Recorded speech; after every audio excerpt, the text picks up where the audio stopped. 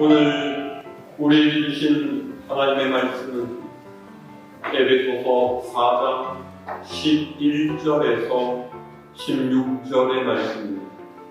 신약성서 313면입니다.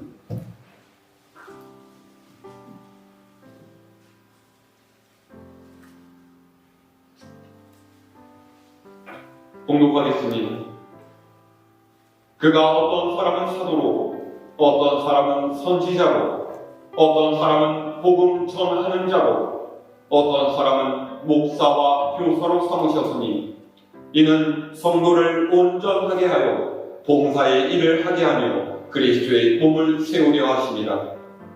우리가 다 하나님의 아들을 믿는 것과 아는 일에 하나가 되어 온전한 사람을 이루어 그리스도의 장성한 분량이 충만한 데까지 이르리니 이는 우리가 이제부터 어린아이가 되지 아니하여 사람의 속임수와 간사한 유혹에 빠져 온갖 교훈의 풍조에 밀려 요동하지 않게 하려 함이라.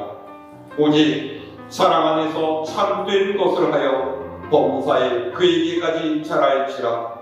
그는 머리니 곧 그리스도라. 그에게서 온몸이 각 마디를 통하여 도움을 받음으로 연결되고 결합되어 각 지체의 분량대로 역사하여 그 몸을 자라게 하며 사랑 안에서 스스로 세우느니라. 아멘. 할렐루야.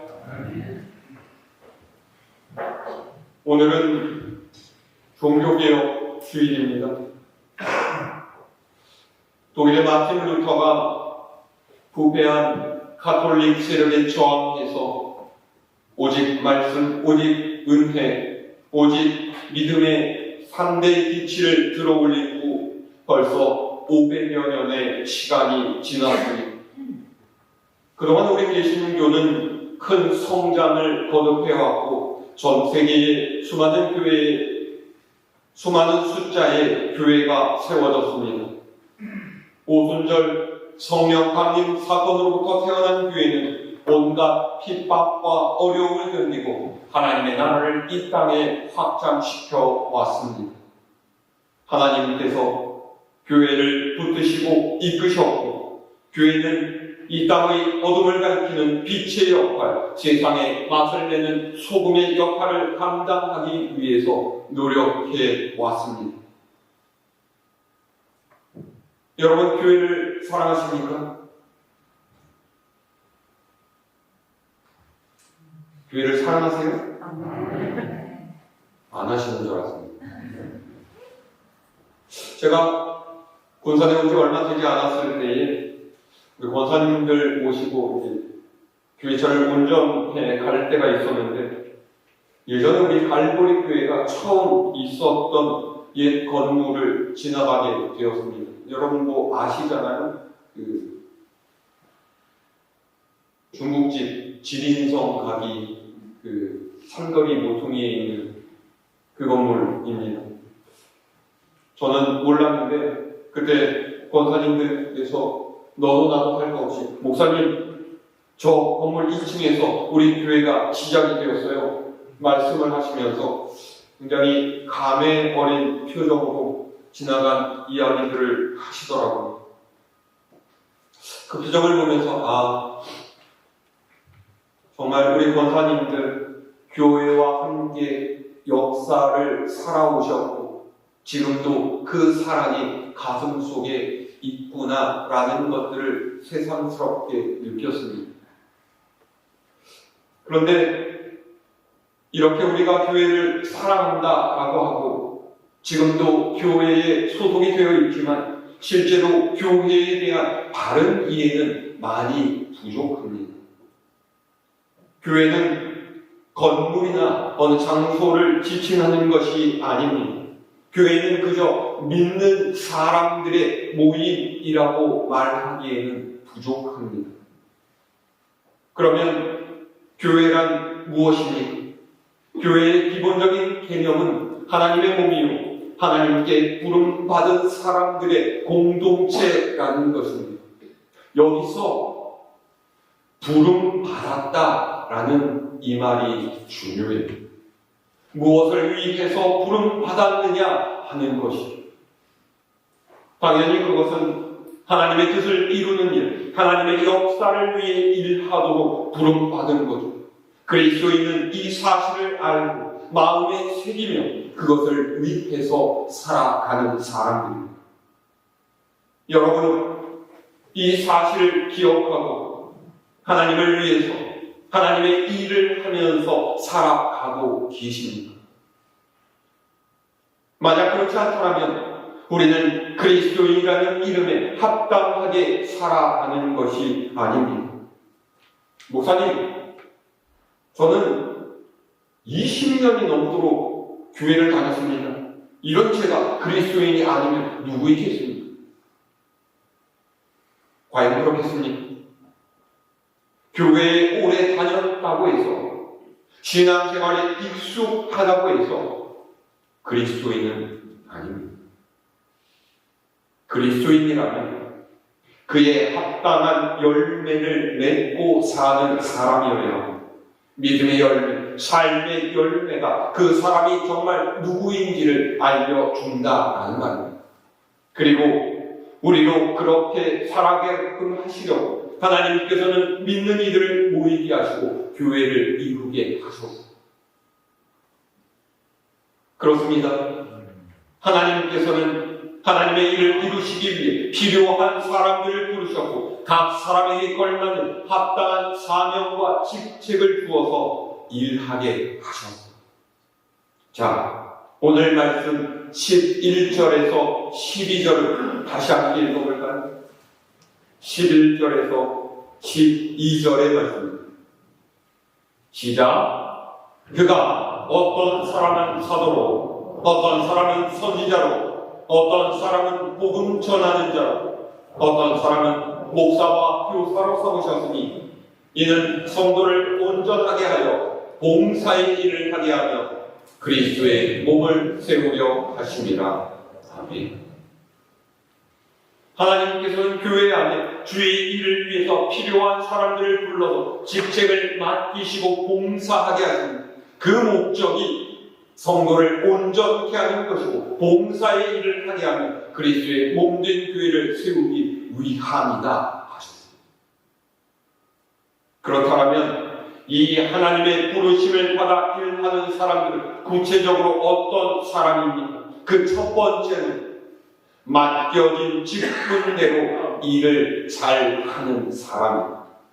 방금 전에 읽었던 11절에서 11절, 12절 말씀 가운데 나왔던 사도, 선지자, 복음 전하는 자, 목사, 교사, 이 직분은 공통점을 가지고 있습니다. 그것은 모두가 예수 그리스도를 위해서 존재하는 사람들이라는 점입니다. 말씀을 선포하는 사람이 있고 전도를 하는 사람이 있습니다. 말씀을 가르치는 사람들이 있죠. 여러 봉사의 자리에서 헌신하는 사람들이 있습니다. 비록 각각 그 활동의 자리가 다르고 행하는 일이 다를지라도 그들은 모두 예수님 때문에 예수님을 위해서 일하는 사람들이라는 것은 똑같습니다. 이렇게 맡은 바 다른 직분을 그리스도의 몸된 교회를 위해서 충성스럽게 감당할 때에 그들이 섬기는 교회가 상성한 교회, 온전한 교회가 되는 거죠. 그런데 그러기 위해서 필요한 것이 있습니다. 소명과 책임의식이 그것입니다. 소명은 영어로 calling, 부르심이라는 뜻이죠. 앞서 말씀드렸던 부름 받았다라는 말의 뜻이 이것입니다. 하나님께서 나를 어떤 곳에 어떤 목적으로 사용하시고자 하는지를 깨닫는 것. 내가 쓰여야 할 자리, 내가 섬겨야 할 것, 내가 구체적으로 딛고 서야 할 곳이 어디인지를 알아야 한다라는 것입니다.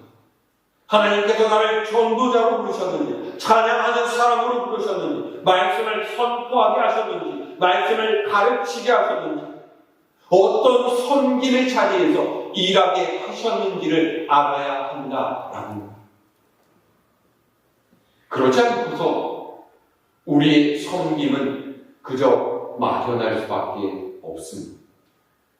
모세는요, 광야에서 하나님을 만나고 이스라엘 민족을 출애굽시키도록 이끄는 소명을 받았습니다. 구약의 선지자들은 환난과 박해를 받으면서도 말씀을 전파하는 일을 멈추지 않았습니다. 사도 바울은 예수 그리스도께서 자신을 이방인을 위한 사도로 삼으셨다라고 말합니다. 그의 평생을 복음 전파에 힘썼습니다. 이 사람들이 어떤 능력이 출중하고 뛰어난 사람이라서가 아닙니다. 그것이 하나님께서, 주님께서 자신에게 맡기신 일이라는 것을 알았기 때문입니다. 하나님께서는 우리에게 맡길 만한 일을 맡기시고 또 그것을 해나갈 수 있도록 능력을 더하여 주십니다. 혹시나 내가 부족해서 그 일을 하지 못할까 염려하거나 걱정할 필요도 없습니다.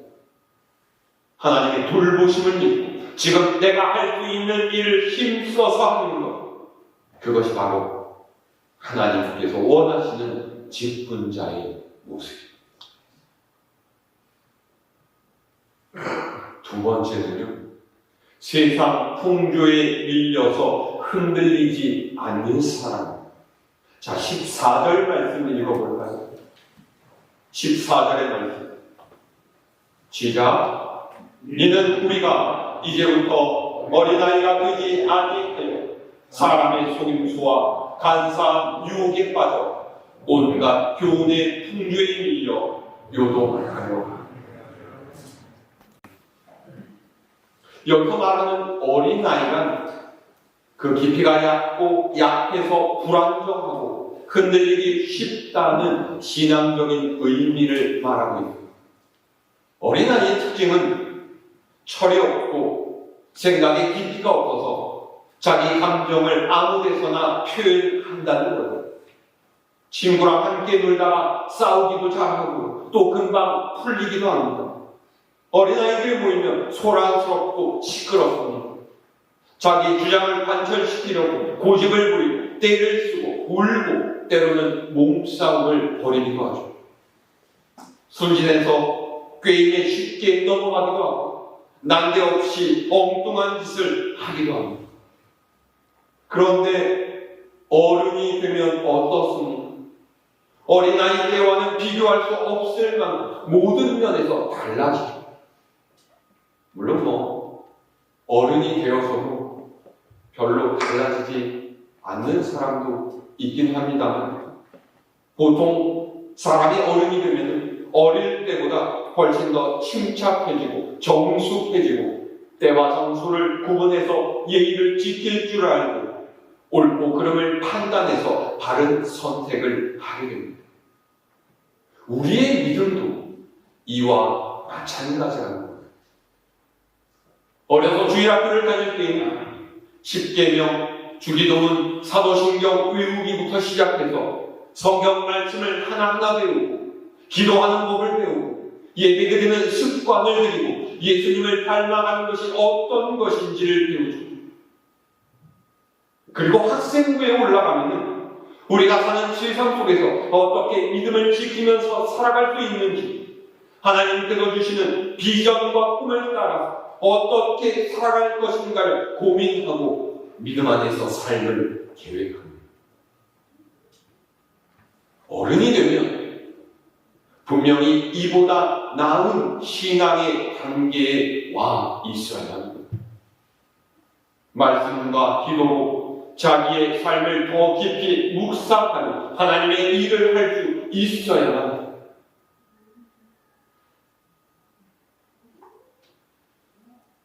그런데 어른이 되었음에도 불구하고 그렇지 못한 사람들이 있습니다. 분명히 교회에 나오고 신앙생활을 시작한 지는 한참이 되었는데 발전도 없고 성장도 없는 사람이 있다는 거예요. 몸은 어른이지만 믿음의 수준은 아직도 어린아이입니다. 그런 어린아이 같은 신앙인들이 모여 하는 말과 행동이 시끄럽고 소란스럽고 하는 일마다 변덕스럽고 자기 자랑하기를 좋아하고 자기의 의견을 고집하면서 험한 말과 행동을 하게 됩니다. 이런 사람들이 모인 교회의 모습 과연 어떻겠습니까? 하지만 장성한 어른이 된 신앙, 제대로 된 신앙을 가진 믿음의 사람은 세상 풍조에 밀려서 요동하지 않는다라고 했습니다. 흔들리면 잘하지 못해요. 흔들리는 건물은 무너지게 마련입니다. 뿌리가 흔들리는 나무는 쉽게 뽑힐 수밖에 없습니다. 흔들리고 요동하는 신앙은 절대로 성장할 수가 없습니다. 그래서 시시때때로 변해가는 세상 풍조에 동요하지 않는 믿음을 가져야 합니다. 어떻게 그럴 수가 있습니까? 말씀의 반석 위에 우리의 믿음을 세워가야 한다. 저는 개인적으로 올해 성경 읽기에 여러분들이 너무나 많이 또 잘 참여해 주셔서 정말로 기쁩니다. 신앙인에게 있어서 말씀을 읽어간다라고 하는 것은 사실 기초 중에 기초예요. 그런데 이 기초를 시행하지 못하는 그리스도인이 정말로 너무나 많기 때문입니다. 기초가 되지 않으면 발전할 수가 없습니다. 기초가 이루어지지 않으면 성장할 수가 없습니다. 앞으로 얼마나 더 우리가 성경을 계속 읽어가게 될지 모르겠지만 여러분들의 평생에 성경을 읽어가는 이 거룩한 습관이 자리 잡을 수 있었으면 좋겠습니다. 성령 하나님의 도우심을 바라면서 기도 또한 우리의 삶을 일구어 가야 됩니다. 여러분, 내일이면 11월이 시작이 됩니다. 어느덧 2021년도 2달밖에 남지 않았습니다. 어떻습니까? 여러분, 올해 여러분의 믿음이 성장하셨습니까? 보다 성숙해지셨습니까? 신앙생활에 있어서 발전이 있으셨어요? 하나님께로 조금 더 가까이 나아가셨습니까?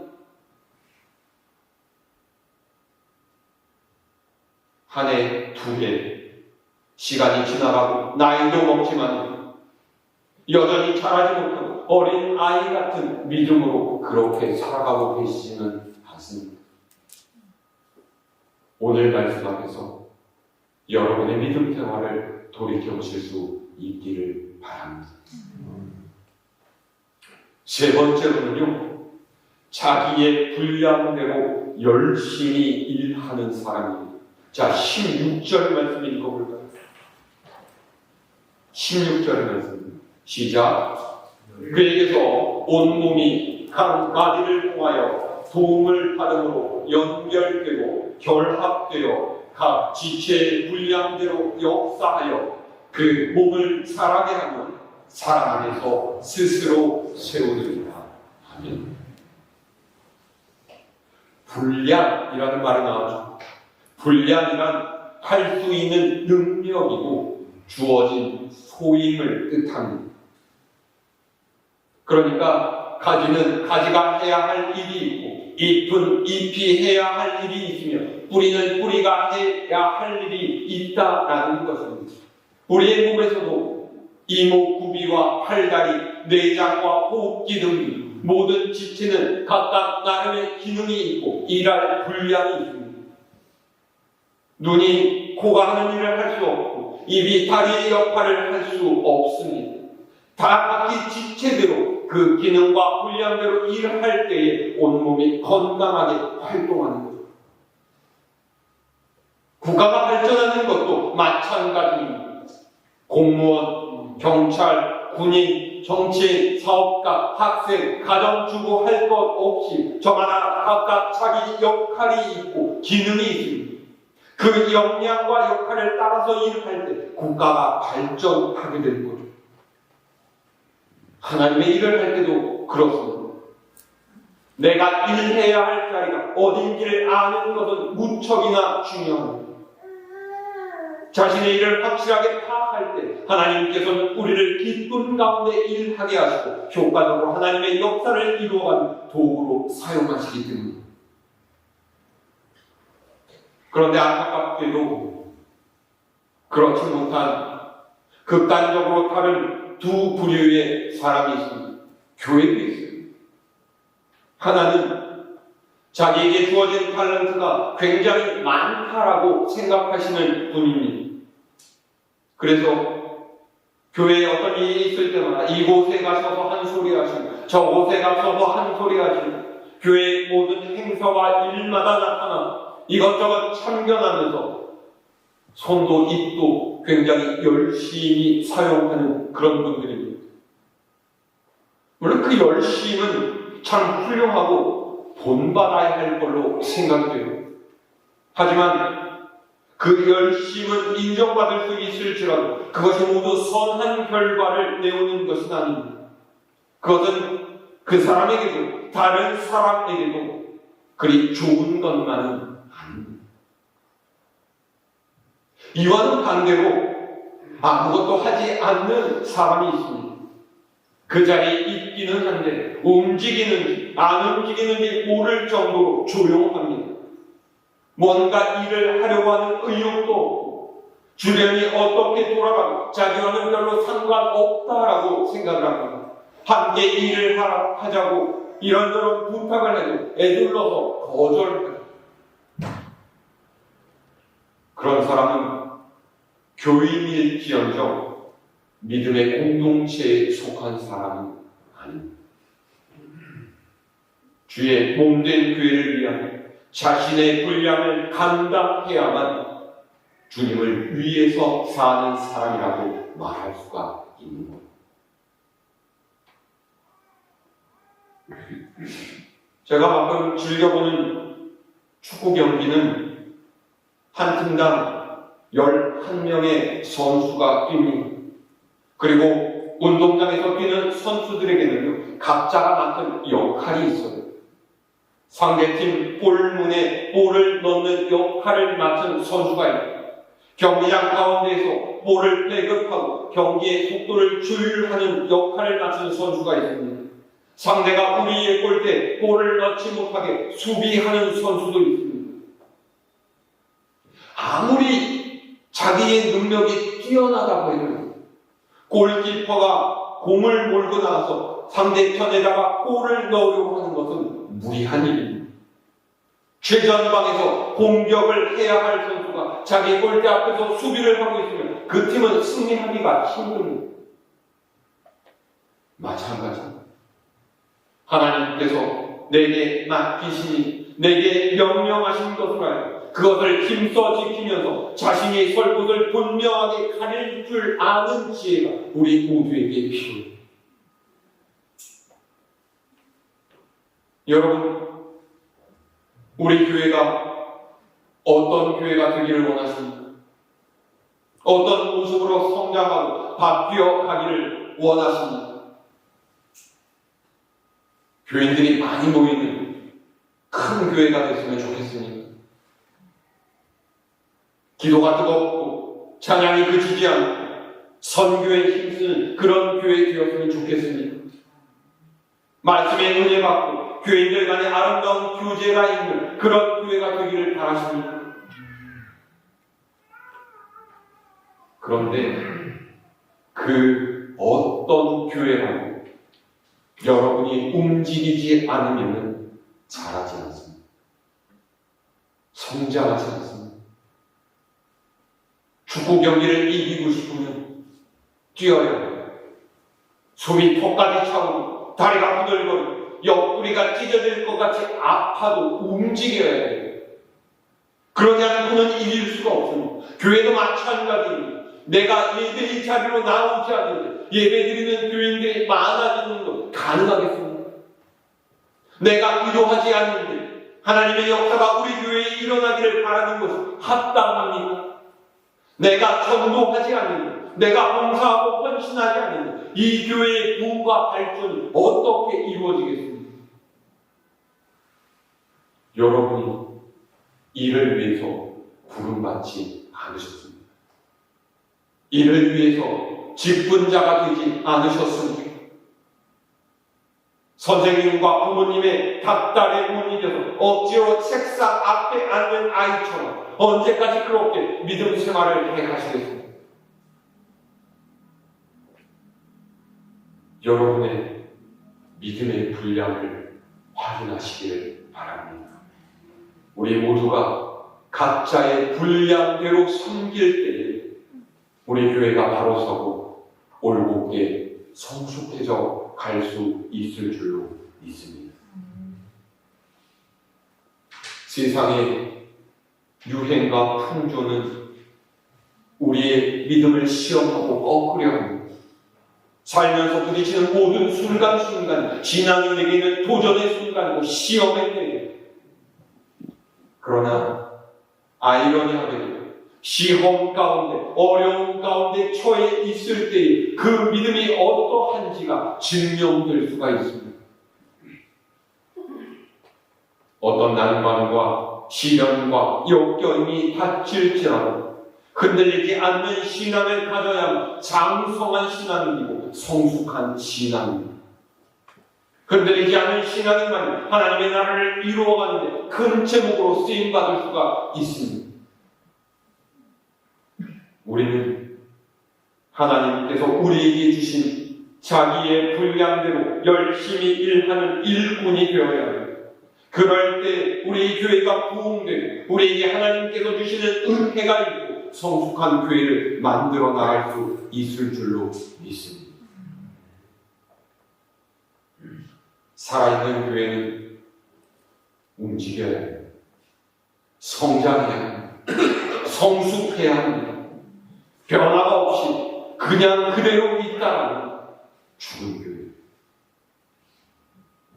여러분도 움직이기를 멈추지 마십시오. 비록 우리의 몸은 더 이상 자라지 못하고 우리의 육체는 누세해져 간다라고 할지라도 우리의 믿음만은 나날이 새로워져 갈 수가 있습니다.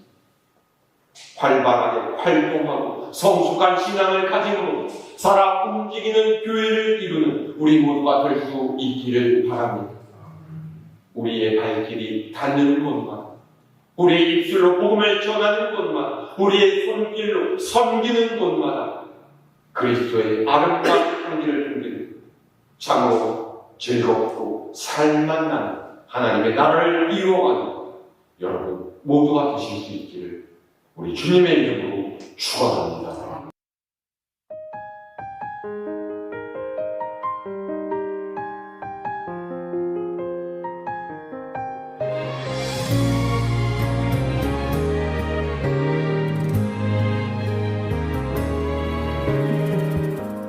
철없는 나를 안고 광야 같은 세상에서 걷고 달려가신 나의 주님, 때로는 친구처럼 때론 아버지처럼 늘 가까이 함께 하셨네.